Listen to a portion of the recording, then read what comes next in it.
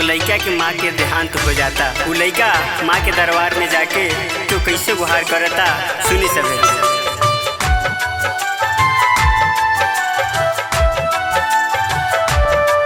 सुन माई रे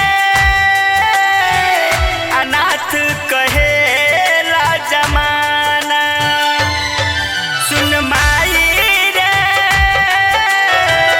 अनाथ कहेला जमाना।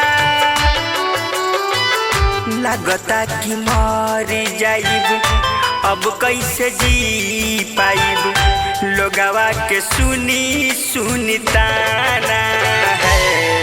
सुन माई रे अनाथ कहेला जमाना, सुन माई रे अनाथ कहेला जमाना।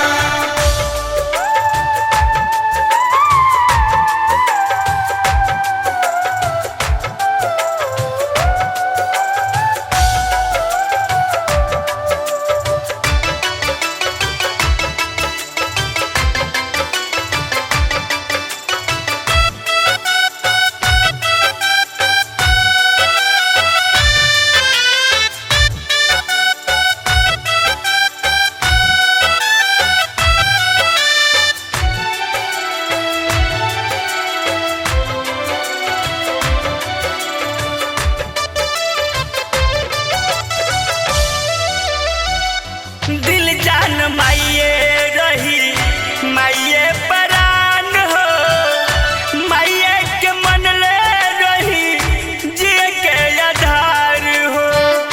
ये माई दिल जान माइये रही, माइये परान हो, माइये के मन ले रही, जिए के आधार हो।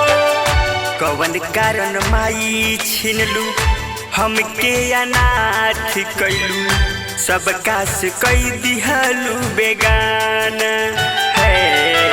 सुन माई रे अनाथ कहेला जमाना, सुन माई रे अनाथ कहेला जमाना।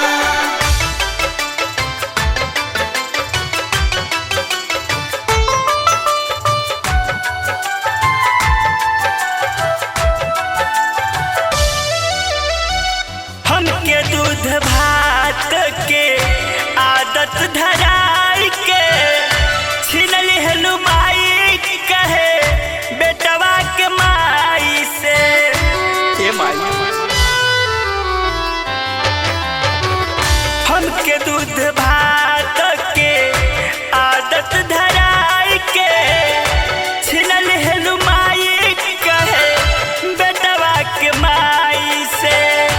रोज रोज ताना सुनी, घुट घुट के कैसे जी, जिए के न छोड़लू तू बहाना है। सुन माई रे अनाथ कहेला जमाना, सुन माई रे अनाथ कहेला जमाना।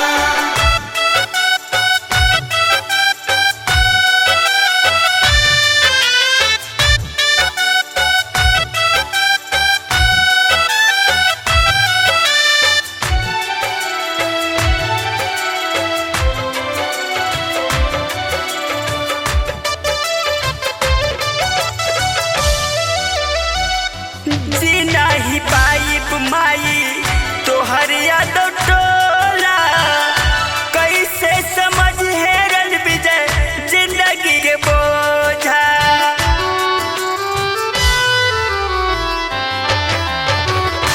जी नहीं पाई माई तोहर यादव टोला, कैसे समझ हेरन विजय जिंदगी के बोझा।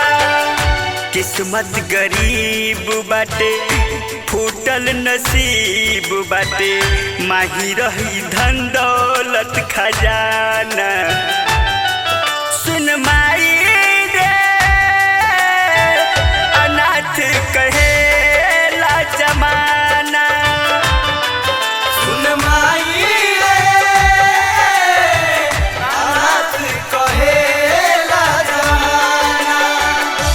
Digital record